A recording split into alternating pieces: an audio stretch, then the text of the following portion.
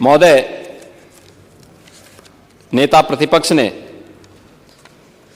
यहां पर zero poverty की भी बात की।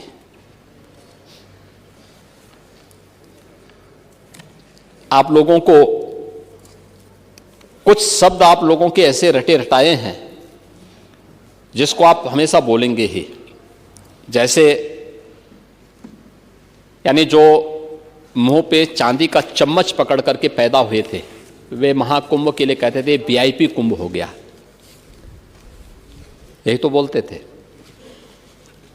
ऐसे ही आप लोगों ने गरीबी देखी नहीं या गरीबी का उपहास करना आप लोगों ने अपना जन्मसिद्ध अधिकार समझा है, और यही कारण है कि आप लोग लगातार उन गरीबों के बारे में उनका उपहास उड़ाते थे। उनकी जो अधिकार थे, जो उनको प्राप्त होने चाहिए थे, उनको ईमानदारी के साथ उन्हें देने का काम नहीं किया। आपके अपने आप समाजवादी पार्टी की सरकारें जब भी रही गरीबों के लिए कोई स्कीम बन नहीं पाई, लेकिन अगर भारत में मोदी जी के प्रधानमंत्री बनने के बाद उन्होंने कोई स्कीम लागू करने का प्रयास किया तो समाजवादी पार्टी की सरकार ने पहले 2.5 वर्ष में उस स्कीम को यूपी के अंदर लागू ही नहीं होने दिया। और मैं आपको बताना चाहूंगा कि वे तमाम योजनाएं ऐसी हैं जो हमें इस बात को बताती हैं कि यह स्कीम बहुत पहले लागू होनी चाहिए थी। समाजवादी पार्टी हो या कांग्रेस, प्रधानमंत्री आवास योजना में अब तक देश के अंदर 4 करोड़ गरीबों के आवास बने हैं 2014 से। उसके बाद उत्तर प्रदेश में 2017 के बाद 56 लाख गरीबों के एक आवास बनाए जा चुके हैं। समाजवादी पार्टी की सरकार थी, 2.5 वर्ष में पहले यानी 14 से लेकर के 2017 मार्च 17 तक उन्होंने कोई प्रस्ताव नहीं भेजा, कोई मकान नहीं आवंटित किया, क्योंकि गरीब आपकी प्राथमिकता में नहीं था। स्वच्छ भारत मिशन 2 अक्टूबर 2014 से लागू हुआ। स्वच्छ भारत मिशन में अप्रैल 2017 से लेकर के अब तक हम लोगों ने 3.25 करोड़ लोगों को, 3.25 करोड़ परिवारों को एक शौचालय बना करके दिया।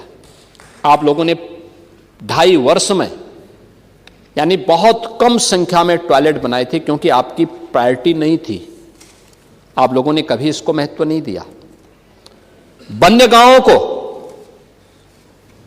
आजादी के बाद भी जिन्हें न्याय नहीं मिल पाया था,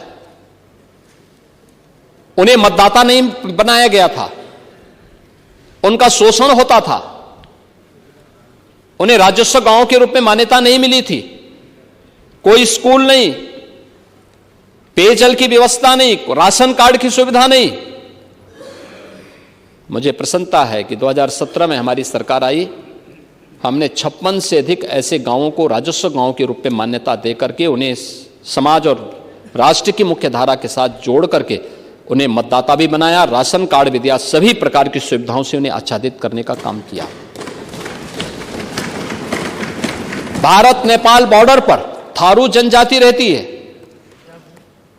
चित्रकूट, मिर्जापुर में कोल जाति के लोग रहते हैं। भगवान राम के समय से उनका इतिहास जुड़ा हुआ है। चेरो, गोड़ और अन्य जातियां आपके सोनभद्र, मिर्जापुर, चंदौली इन जनपदों में रहती है। सहरिया बुंदेलखंड में रहती है, झांसी में, झांसी ललितपुर में। कोई स्कीम आपके पास नहीं थी।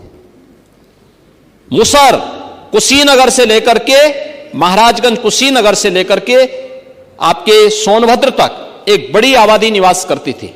हैंड टू माउथ थे, कुछ भी नहीं था, न राशन कार्ड था, न जमीन का पट्टा था, न झोपड़ी ही थी। इस युग में भी जैसे तैसे जीवन यापन कर रहे थे। और मुझे बताते हुए प्रसन्नता है कि सभी लोगों को जमीन के पट्टे देकर के एक आवास देने का काम किया गया।